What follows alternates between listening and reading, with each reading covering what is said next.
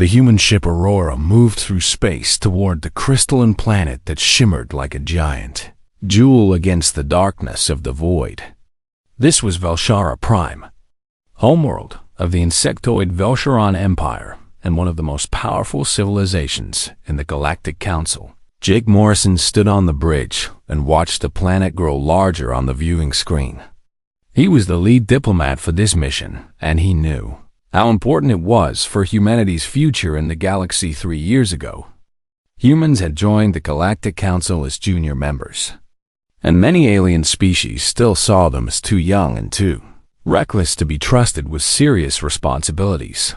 "We're being hailed by the planetary defense grid," said Commander Lisa Chun from her station. She was the chief engineer, but also served as second-in-command on diplomatic missions like this one. Her practical mind and calm demeanor made her perfect for dealing with complex alien technologies. Jake nodded and straightened his formal diplomatic jacket. "Open the channel and let's make a good first impression." The viewing screen changed to show a Velsharan communications officer. The being had a sleek insectoid body with 4 arms and crystalline plates covering its exoskeleton. Its multifaceted eyes reflected light in rainbow patterns as it spoke through the translation device. "Human vessel Aurora, you are cleared to land at the Royal Spaceport. Queen Janitor herself will greet you, which is a great honor for such a young species." The officer's tone carried what the translator identified as mild condescension. "We are honored and grateful for the Queen's hospitality," Jake replied with a slight bow. Knowing that Velsharan's respected formal gestures, the Aurora landed smoothly on a platform made of what looked like living crystal. The entire spaceport seemed to pulse with soft light from within its translucent structures. Lisa couldn't help but stare at the engineering marvel around them as the crew prepared to disembark. "Remember everyone," Jake said to his team of 6 humans. "The Velsharans are very traditional, and they value their history and artifacts above almost everything else. Don't touch anything unless you're invited to, and always show respect." The team stepped out onto the platform and immediately felt the difference in gravity. Velshara Prime had lighter gravity than Earth, which made every movement feel slightly bouncy and strange. A delegation of Velsharans approached them with precise synchronized movements. At the center walked Queen Janitor herself, and she was magnificent. Her exoskeleton was deep purple with veins of silver running through it like lightning frozen in crystal. And she stood nearly 8 feet tall with 6 arms adorned in ceremonial bands. "Welcome to Velshara Prime, humans." The Queen's voice resonated with harmonic overtones that the translator struggled to convey fully. "I am Queen Janitor, 47th ruler of my line and keeper of the sacred traditions." Jake bowed deeply and his team followed his lead. "Your Majesty, we are deeply honored by your personal greeting. I am Jake Morrison, and this is my team. We come in friendship and hope to build strong ties between our peoples." The Queen's mandibles clicked in what might have been approval. "Your species is young, but you have shown surprising resilience. Come, I will show you our palace, and we will discuss trade and cooperation." The walk through the palace was breathtaking. Everything was made of the same living crystal that seemed to grow and reshape itself according to unknown patterns.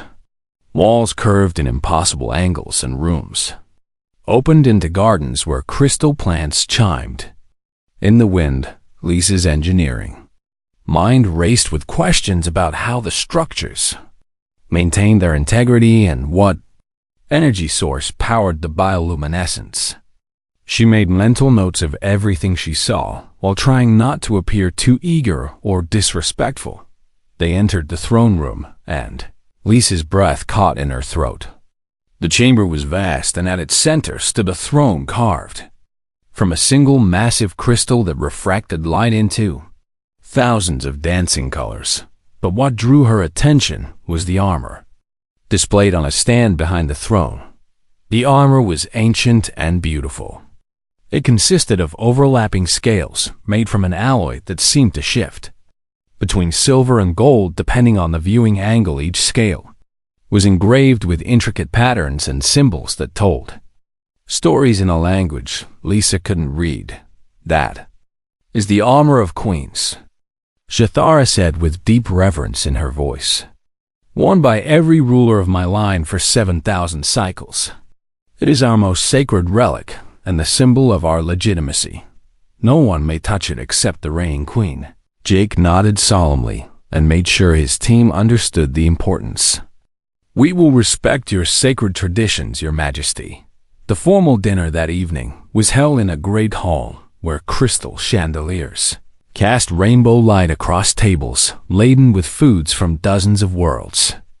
The Velcherons had carefully prepared dishes that humans could safely eat alongside their own crystalline nutrient matrices. Lisa sat near the middle of the human delegation and tried to focus on the diplomatic conversations around her, but her mind kept returning to the armor. Something about it had bothered her from the moment she saw it. There had been a pattern in the engravings that didn't quite match, as if something was wrong beneath the surface. Halfway through the meal, a Velcheron guard entered and spoke urgently to the queen in their native language. Jathara's posture stiffened and she rose from her seat. "Forgive me, honored guests," she said with tension in her harmonic voice. "There is an urgent matter I must attend to in the defense chambers.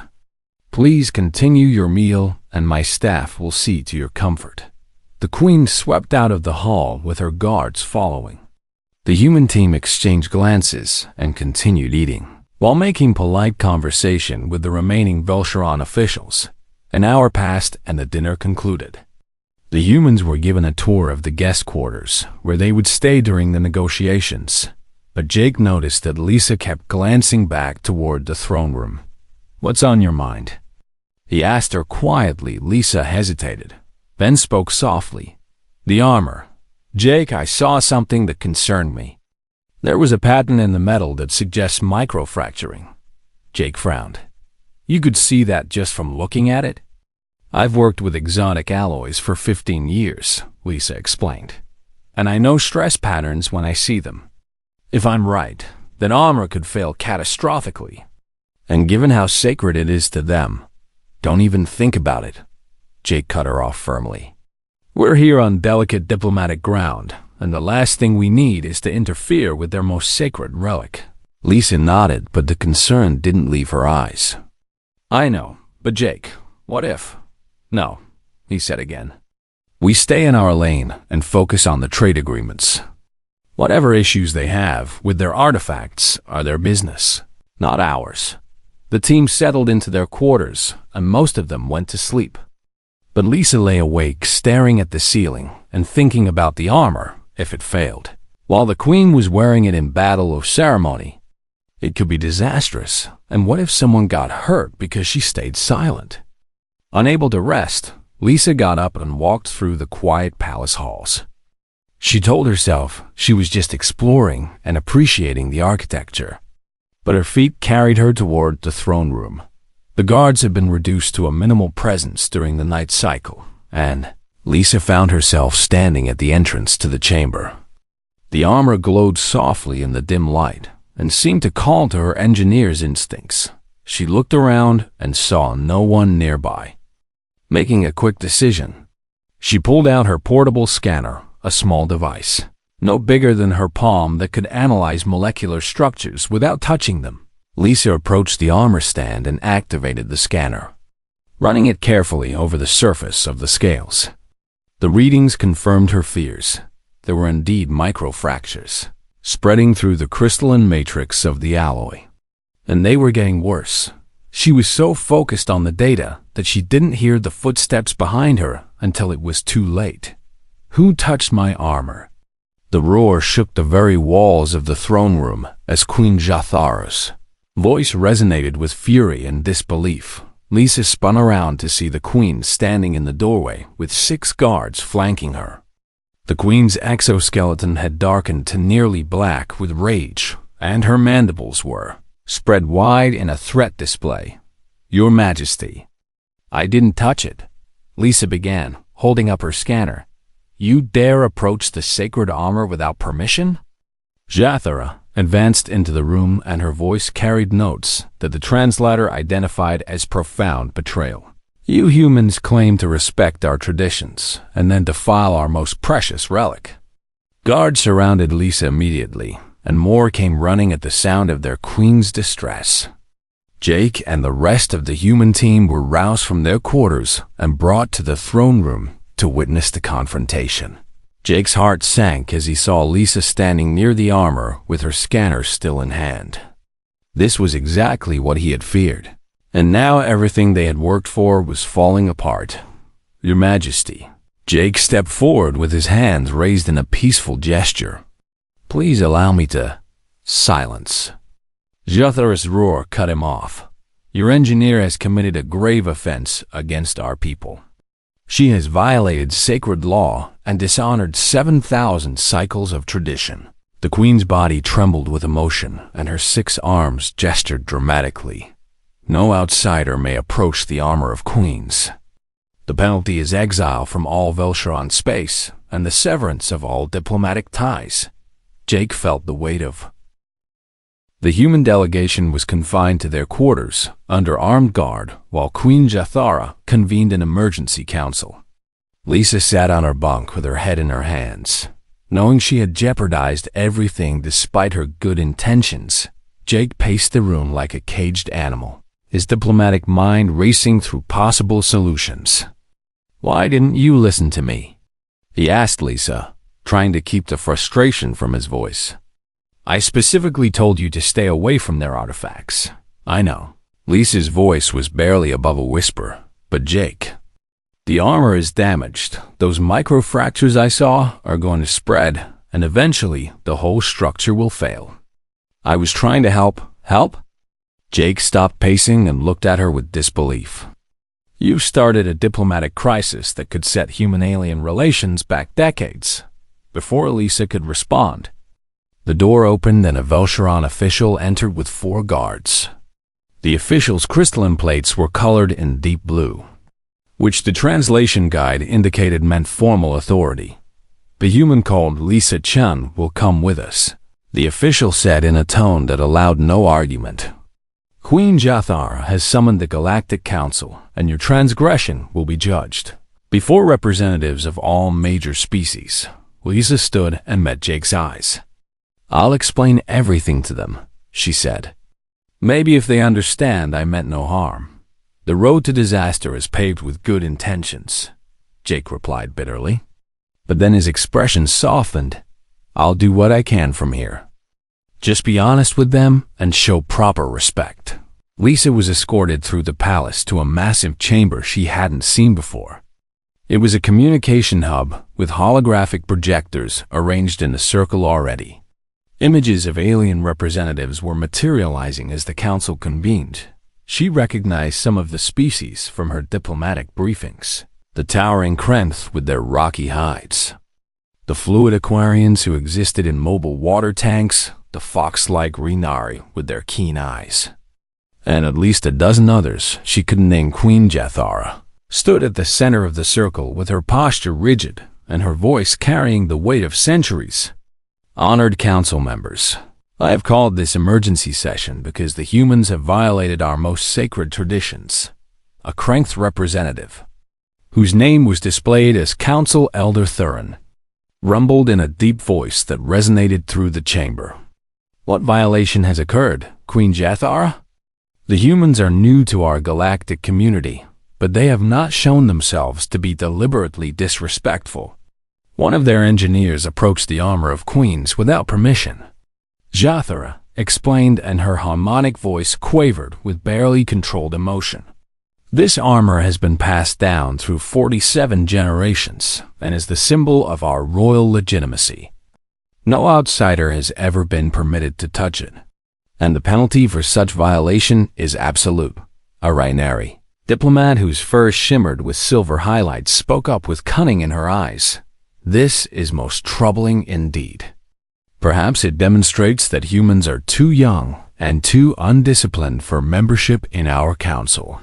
They do not understand the weight of ancient traditions. Lisa felt anger rising in her chest, but she forced herself to remain calm. "May I speak in my own defense?" Janitor's mandibles clicked sharply. "You have no right to speak before this council." "Violator." "Actually," Elder Thurin interjected with a fairness that Lisa appreciated. "Under council law, any accused party has the right to explain their actions before judgment is passed." "Let the human speak." The Queen's exoskeleton darkened further, but she gestured for Lisa to proceed. Lisa took a deep breath and chose her words carefully. "Your Majesty, honored council members, I did approach the armor without permission, and for that I offer my sincere apology. However, I never touched it. I used a scanning device to analyze its structure from a distance. Why would you dare to scan our sacred relic?" Shithora demanded. What purpose could justify such disrespect? "Because I saw damage," Lisa said simply. "My specialty is exotic metal alloys and structural engineering. When I saw the armor displayed in the throne room, I noticed patterns that indicated internal stress fractures. I was concerned that the armor might fail catastrophically." The chamber fell silent for a moment. Then the Renari diplomat laughed with a sharp yipping sound. "The human claims to know more about Velsharan artifacts than the Velsharans themselves. This is arrogance beyond measure." But Elder Thurin raised a massive hand for silence. "What did your scans reveal, human engineer?" Lisa pulled out her scanner and projected its data into the holographic space above them. Complex molecular diagrams appeared showing the armor's alloy structure with bright red lines, highlighting the fracture patterns. "The armor is made from an alloy I've never seen before," Lisa explained while pointing to the data, "but the crystalline matrix shows clear signs of fatigue stress. These microfractures are spreading through approximately 30% of the scales, and based on the progression rate, the armor will lose structural integrity within 2 solar cycles, maybe less if it experiences any significant impact." Janitor stared at the projections, and her anger shifted to something else, something that looked like fear. "This cannot be. The armor of queens is eternal, forged by the ancient masters with techniques long lost to us. Your Majesty," Lisa said gently, "nothing is eternal. Even the finest materials experience wear over thousands of years, especially if they've been subjected to combat or ceremonial stress. I'm sorry to be the one to tell you this." The Queen turned away from the council and her voice became quiet. "If what you say is true, then my legitimacy as ruler is compromised. The armor has been worn by every queen since the founding of our empire, and its strength represents the strength of our line. If it fails while I wear it—" She didn't finish the sentence, but everyone understood the implications. A new voice entered the discussion. It belonged to a species Lisa didn't recognize, something that looked like floating orbs of light. This is a convenient excuse for the human's violation. Perhaps she invented this damage to justify her disrespect. "I can verify the scans," Elder Thurin offered. "The Krent have advanced material analysis capabilities. If the Queen permits, I will send technical specialists to examine the armor and confirm or deny these findings." Janitor stood silent for what felt like an eternity. Finally, she spoke with resignation in her harmonic tones. "Do what you must. If the armor is truly damaged, then I need to know." The council session was suspended while Krent engineers traveled to Velshara Prime through quantum gates. It took 6 hours for them to arrive, examine the armor with their own equipment, and compile their findings. Lisa remained in a holding chamber during this time with guards posted outside. Jake was allowed to visit her briefly, and he brought food that she couldn't bring herself to eat. "Whatever happens," he told her, "you did what you thought was right. Sometimes that's all we can do." When the council reconvened, the lead Krent engineer presented his findings with somber professionalism. The human's analysis was accurate. "We found extensive microfracturing throughout the armor structure. In fact, the damage is worse than her initial scans suggested. There are stress points we believe could fail with as little as 200 pounds of direct force. The revelation sent shockwaves through the council. Several species began arguing among themselves, while others demanded to know how such a sacred object could have been allowed to deteriorate. Queen Janitor seemed to shrink despite her imposing size. Her voice carried notes of despair. 7,000 cycles of tradition, and I am the queen who allowed it to crumble. How can I rule when I cannot even protect our most precious legacy? The Renari diplomat seized the opportunity. This proves that humans bring chaos wherever they go. Even when they claim to help, they expose weaknesses and create problems.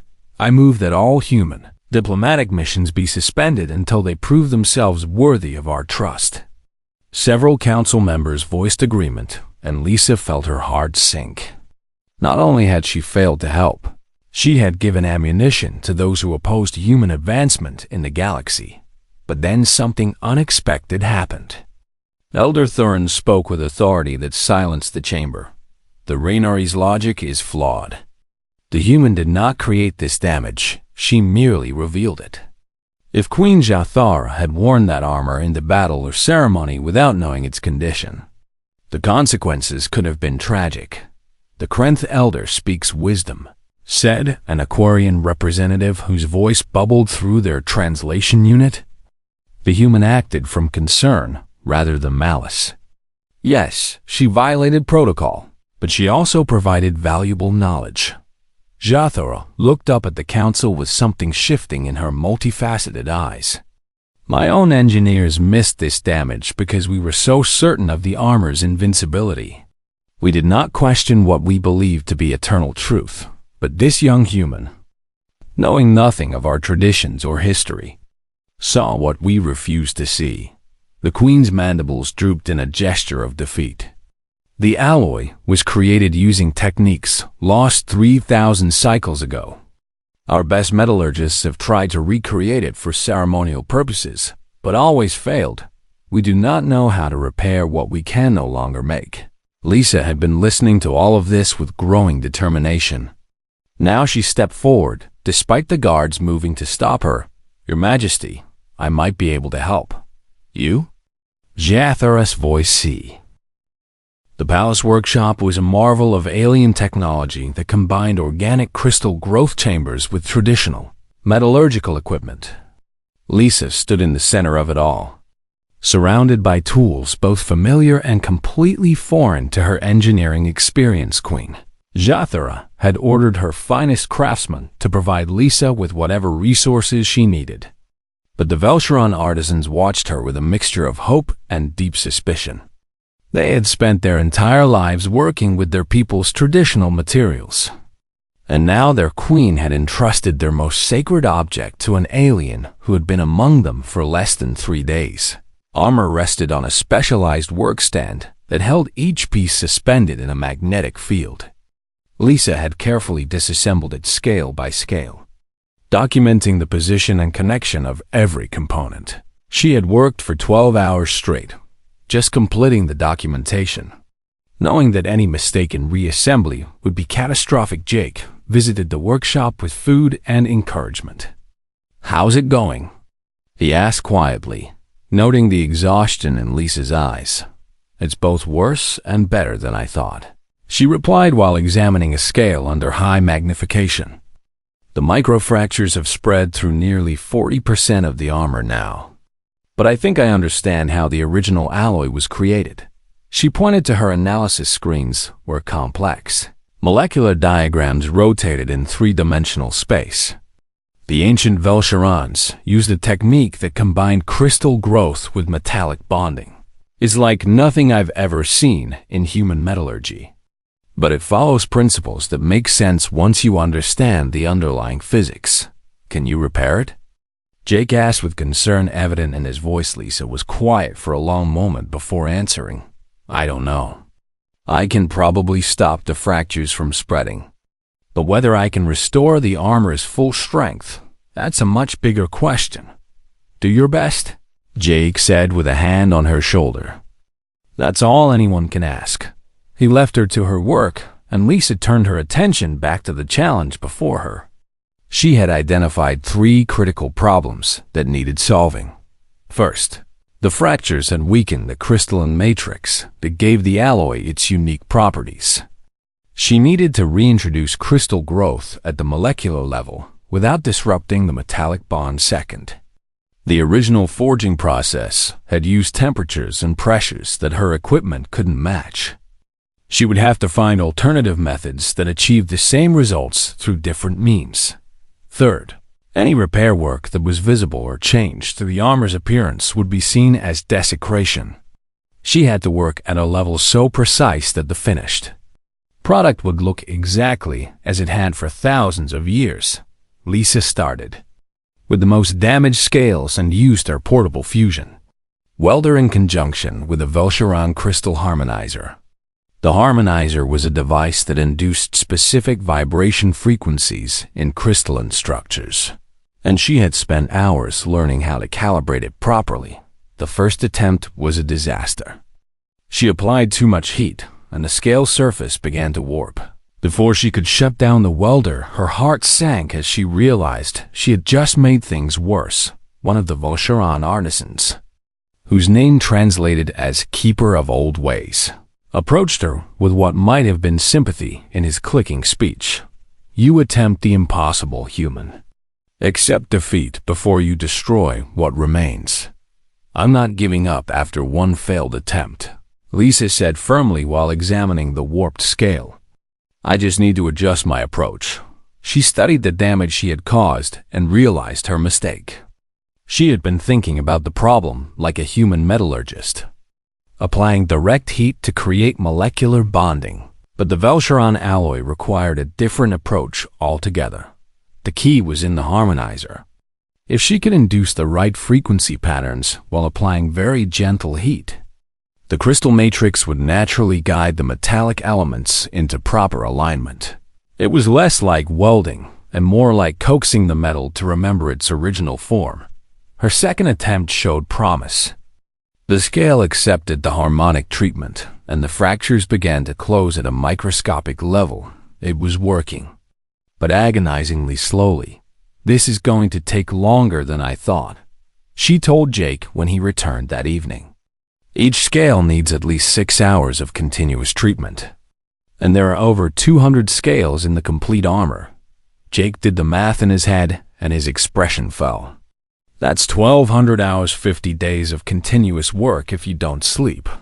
"I'll work in shifts," Lisa said, though she knew that was easier said than done. "Some of the Velcharon artisans are starting to understand my methods. Maybe they can help," but the artisans were reluctant to participate. They saw Lisa's techniques as too foreign and too risky. What if they made a mistake and damaged the armor further? Better to let the human take all the responsibility and all the blame. Lisa worked alone through the night and into the next day. She refined her technique with each scale, finding the precise combination of heat, pressure, and harmonic frequency that would restore the crystalline matrix without visible changes to the surface.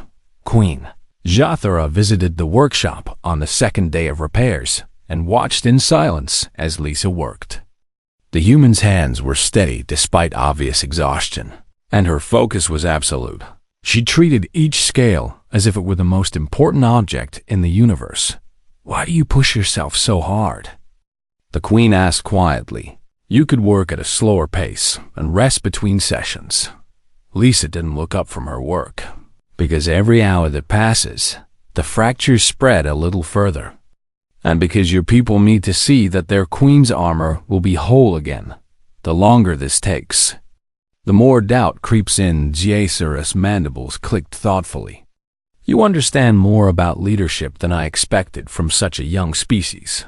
My grandmother was a leader," Lisa replied while adjusting the harmonizer's frequency. "She taught me that people need to see strength in their leaders, especially during times of uncertainty. If I show doubt or weakness now, it undermines everything you're trying to accomplish." The queen was quiet for a moment. Then she spoke with unusual vulnerability in her harmonic voice. "I have not yet earned my place in the line of queens. Each of my ancestors added one scale to this armor, representing their greatest achievement or victory. But I have ruled during a time of peace and prosperity, which sounds good, but leaves me with no defining moment. Lisa finally looked up from her work and met the Queen's multifaceted eyes. Sometimes the hardest battles are the ones we fight within ourselves. You're allowing an outsider to touch your most sacred object because you put your people's needs above your pride. That takes more courage than any military victory. Janitor seemed taken aback by the observation. I had not considered it in that way. Maybe that's your defining achievement, Lisa suggested gently. Being the queen who chose wisdom over tradition when it mattered most. The conversation seemed to shift something in the queen's perception. She began visiting the workshop regularly and slowly started asking questions about Lisa's techniques, not to interfere, but to genuinely understand as the days passed. Word of the repair work spread throughout Valshara Prime and beyond. Some species in the Galactic Council saw it as proof that humans were valuable allies who solved problems rather than created them, while others doubled down on their opposition and called for Lisa's immediate expulsion regardless of her success. The Renari diplomat was particularly vocal in her criticism. The humans manipulate Queen Jathora with false promises and alien tricks. They seek to make the Velsharans dependent on human technology, but Elder Thurin and several other council members pushed back against such claims. The human works with Velsharan tools and follows Velsharan principles. She adapts herself to their ways rather than forcing them to adopt hers. This is the mark of a true ally. Lisa remained focused on her work and tried to ignore the political drama swirling around her. She had completed repairs on 60 scales and had developed a rhythm that allowed her to work faster without sacrificing precision. Then disaster struck on the 8th day. While treating one of the most damaged scales, a power surge from the palace's energy grid caused her equipment to spike beyond safe parameters. The scale she was working on fractured completely. Splitting into 3 pieces, Lisa stared at the broken scale in horror. This was exactly what she had feared, and now she had made the armor worse instead of better. If she couldn't repair this damage, everything would be lost. The Keeper of Old Ways approached and examined the broken scale. "You have failed, human," he said with finality in his voice. "This scale is beyond repair. The armor will be incomplete forever." "No," Lisa said firmly despite the panic clawing at her chest. "I can fix this. I just need to think." She studied the broken pieces and forced herself to calm down and analyze the problem logically. The scale had split along the fracture lines, which meant the breaks were actually cleaner than the original microfractures. If she could bond the pieces back together properly, the result might actually be stronger than before. Lisa spent the next 18 hours developing a new technique.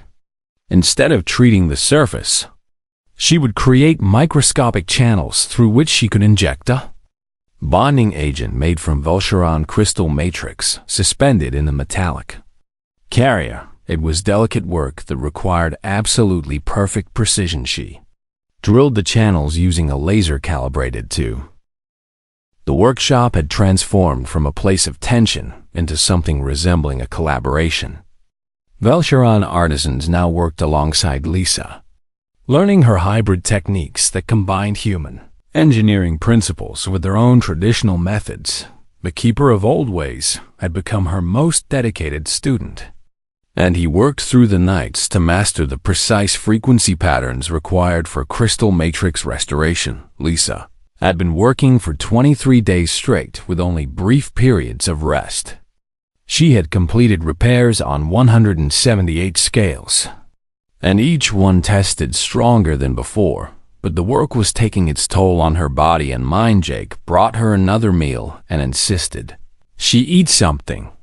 "You're gonna collapse if you don't take better care of yourself," he said with genuine worry. "I'm fine," Lisa replied automatically, though her hands trembled slightly as she picked up her tools. "You're not fine," Jake countered. I've known you for 6 years and I've never seen you this exhausted. The armor can wait a few hours while you sleep. But Lisa shook her head stubbornly. Every day I spend on this repair is another day that humanity's future hangs in the balance. I can rest when it's done. Queen Jathara had been listening from the workshop entrance, and now she stepped forward. The human speaks truth. But she also drives herself too hard. I will assign healers to monitor her condition and ensure she does not harm herself. Your Majesty, that's not necessary, Lisa began. But the Queen's gesture stopped her.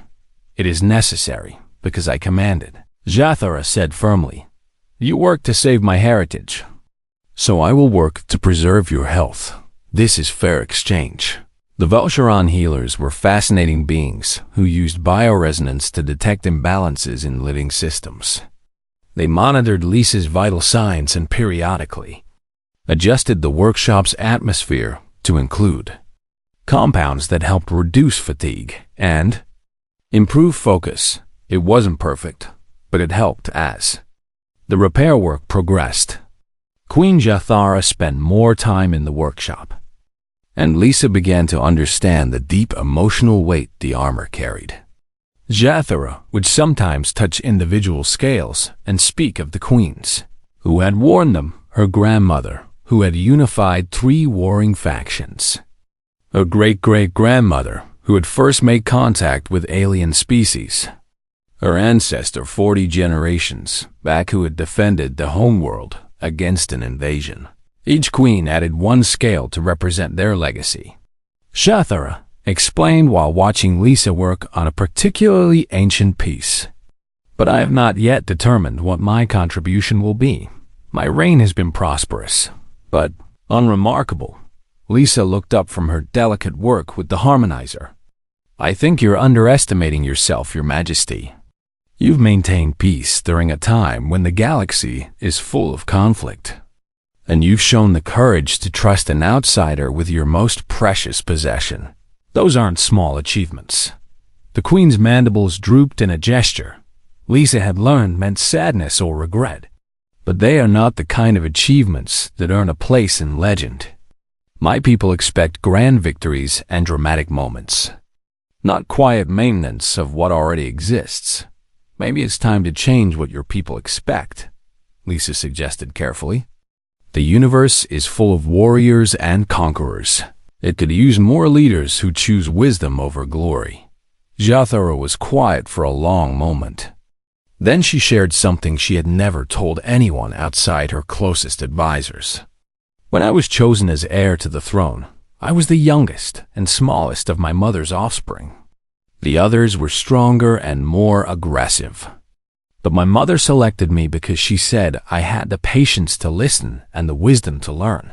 Sometimes, I wonder if she made the right choice. Lisa stopped working and gave the Queen her full attention. Did you ever ask her why those qualities mattered more than strength? She died before I could, Jathara replied with harmonic notes that conveyed deep sorrow.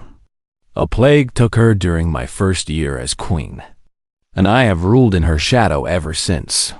Then honor her choice by proving it was correct, Lisa said gently. Show your people that listening and learning are just as important as fighting and conquering. You're already doing that by allowing me to be here. The Queen seemed to consider this perspective, and something shifted in her posture. You are wise beyond your years, human Lisa-chan. Perhaps your species has much to teach mine after all. The repair work entered its final phase on day 35. Lisa had completed all but 12 of the scales. And these last pieces were the most challenging because they were the oldest and most damaged. Some dated back to the armor's original creation 7,000 years ago. Keeper of Old Ways worked beside her now with steady hands and deep concentration. He had mastered the basic techniques and could handle the simpler repairs, which allowed Lisa to focus on the most difficult challenges. One scale in particular proved almost impossible. It was the very first scale ever added to the armor, placed there by the founding queen, whose name translated roughly as she, who united the scattered colonies. This scale was so fragile that even touching it risked causing it to crumble completely. Lisa studied it for hours, using every scanning technique she knew. The crystalline matrix had degraded to the point where it was held together more by tradition than by actual molecular bonds. One move and it would disintegrate into dust.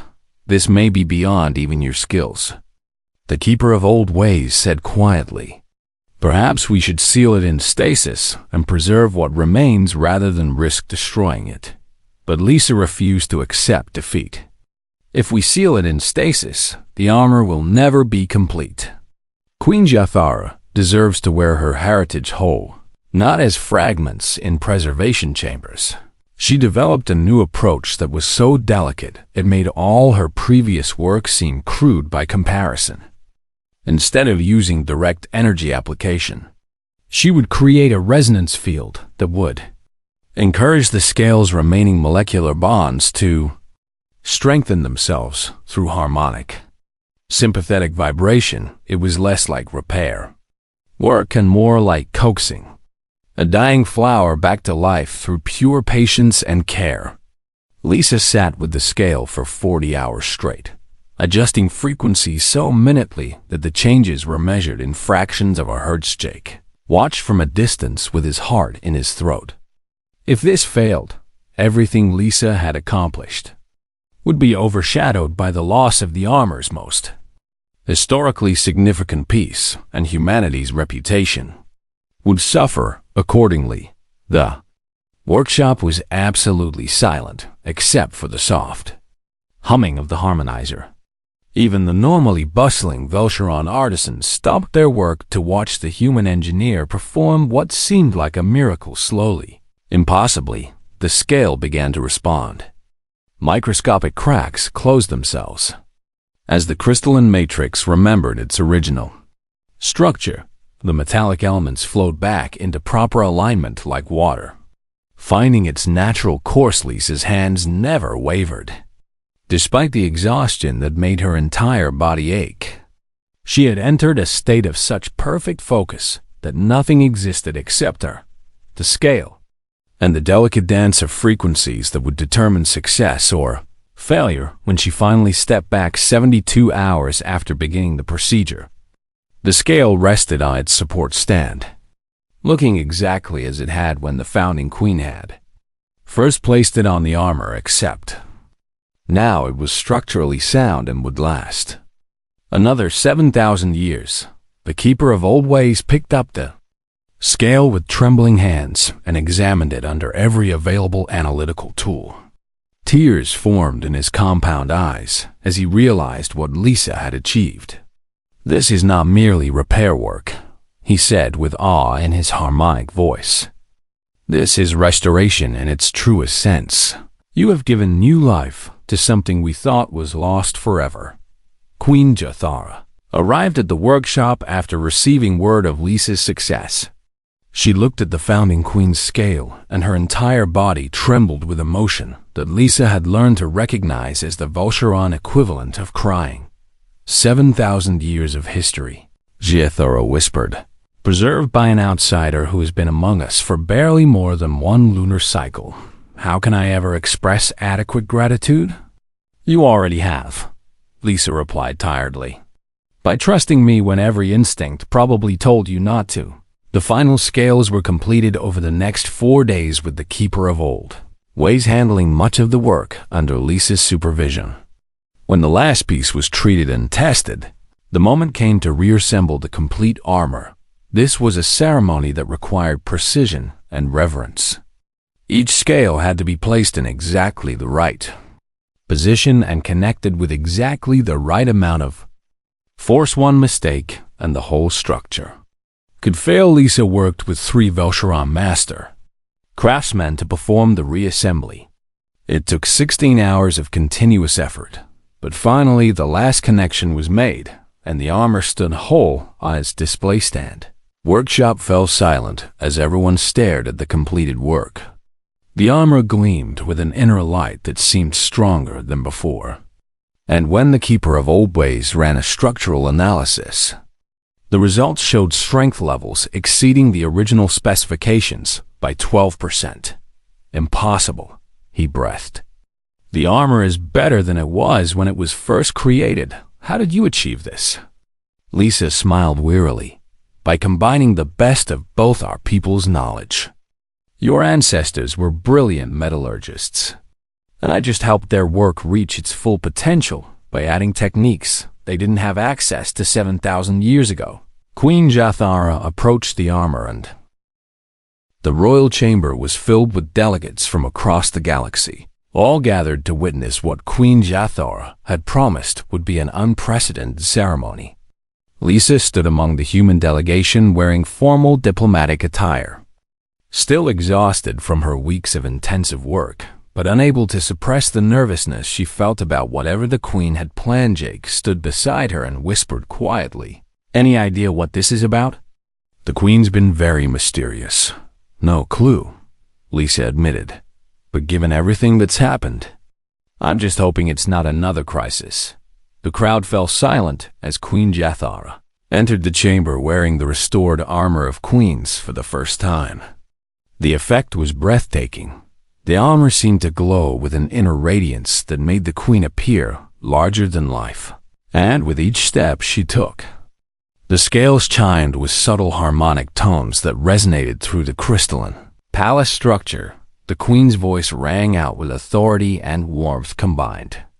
"Honored guests, representatives of the Galactic Council, and friends both old and new, today we gather not to judge or condemn, but to celebrate an achievement that transcends the boundaries between our species." She gestured toward Lisa with one of her 6 arms. 43 days ago, a young human engineer committed what my people considered a grave offense. She approached the sacred armor of queens without permission, violating traditions that have stood for 7,000 cycles. The Renari diplomat shifted uncomfortably in her seat. Clearly unsure where this speech was leading, Zotha continued, "But in committing this offense, Lisa Chun revealed a truth that my own people had failed to see, that even our most precious and eternal symbols are subject to the ravages of time. The armor was failing, and without her intervention, it would have crumbled to dust within months." Murmurs spread through the assembled crowd as the implications sank in. If the armor had failed while the Queen was wearing it, the political and cultural consequences for the Velsharan Empire would have been catastrophic. Lisa Chun could have walked away, the Queen said, while her mandibles clicked in a pattern that conveyed deep respect. She could have accepted exile and left us to discover our loss too late, but instead, she offered to help. And she spent more than a month of her life working to save something that belonged to people who had treated her with suspicion and anger. The Queen approached Lisa directly and extended all 6 of her arms in a gesture of profound gratitude. "You gave my heritage new life when it was dying. You preserved 7,000 years of history, was on the verge of being lost forever, and you did so with a skill and dedication that honors the memory of every queen who came before me." Lisa felt tears forming in her eyes, but she managed to keep her voice steady. "Your Majesty, I only did what any engineer would do when they see something precious in danger of being destroyed." "No," Jathara said firmly. "What you did went far beyond technical expertise. You showed respect for our traditions, even while working to preserve them. You learned our methods and incorporated them into your own knowledge. And you never gave up even when faced with seemingly impossible challenges. These are the qualities that define true greatness." The Queen turned to address the full assembly. "For 7,000 cycles, every queen of my line has added 1 scale to this armor to represent their greatest achievement. My grandmother added a scale when she unified the 3 warring factions. My great-great-grandmother added a scale when she made first contact with the Krent. People, each scale tells a story of courage, wisdom, or sacrifice." Jathara's posture shifted, and her harmonic voice filled with emotion. "I have ruled for 32 cycles and have accomplished many things. but I could not determine which achievement was worthy of adding my scale until now. She gestured, and several Velcheron artisans entered the chamber, carrying a gleaming new scale on a ceremonial cushion. The scale was different from all the others. It was made from the same alloy as the original armor, but its surface bore an engraving that made the entire assembly gasp in astonishment. The engraving showed two hands clasped together. One was clearly Velcheron with its chitinous structure and multiple joints, while the other was unmistakably human with 5 fingers and soft skin. The detail was exquisite, and the symbolism was impossible to miss. This scale represents my greatest achievement as queen, Janitor declared. Not a military victory or territorial expansion, but the forging of true friendship between species who should have been enemies. It represents the moment. I chose trust over tradition and wisdom over pride. The queen picked up the scale with reverent care and approached Lisa. But this scale carries a second purpose. It is also the first time in our 7,000-year history that someone outside the line of queens has been permitted to add to the armor Lisa Chun. You have earned the right to place this scale upon the armor of queens, and in doing so, you will become forever part of our heritage. Lisa's mind reeled with the magnitude of what was being offered. She looked at Jake, who nodded encouragingly, and then at the assembled Galactic Council members, who watched with varying degrees of amazement and approval. Your Majesty, Lisa said while trying to keep her voice from shaking. I am deeply honored, but I'm not Velcheron. Are you certain this won't offend your traditions? Traditions that cannot adapt to new truths are not traditions. Janitor replied with wisdom in her harmonic tones. They are merely chains that bind us to the past. You have shown me that honoring our heritage does not mean refusing to grow. The queen handed Lisa the scale and guided her to the armor's display stand. The keeper of old ways stood nearby with tools ready to assist, but his expression was one of pure joy rather than the suspicion. He had shown weeks ago Lisa held the scale carefully and examined the connection points. She had designed this mechanism herself during the repair work, creating a new joining system that would allow scales to be added without weakening the overall structure. It was fitting that the first use of her innovation would be to add a scale representing human Velcheron. Friendship with steady hands and the precision she had developed over weeks of intensive work. Lisa positioned the scale and activated the bonding sequence. Crystal matrices flowed into alignment. Metallic elements fused at the molecular level. And within moments, the scale was permanently part of the armor. The chamber erupted in harmonized clicking sounds that Lisa had learned was the Velcheron equivalent of applause. Representatives from species across the galaxy rose to their feet in respect. And even the Renari diplomat grudgingly acknowledged the historic significance of the moment queen. Janitor embraced Lisa in the traditional Velcheron manner, with all 6 arms creating a circle of protection and respect. You came to our world as a stranger, and you leave as family, she said softly enough that only Lisa could hear. My people will remember this day for the next 7,000 cycles, when they separated. The queen turned to address the Galactic Council with formal authority. Let it be recorded in all histories that on this day, the Velcheron Empire declares humanity to be our trusted allies and honored friends. Any species that threatens human worlds will answer to the might of Velshara, and any species that stands with humanity stands with us. Elder Thurin rose from his seat with his massive stone body radiating approval.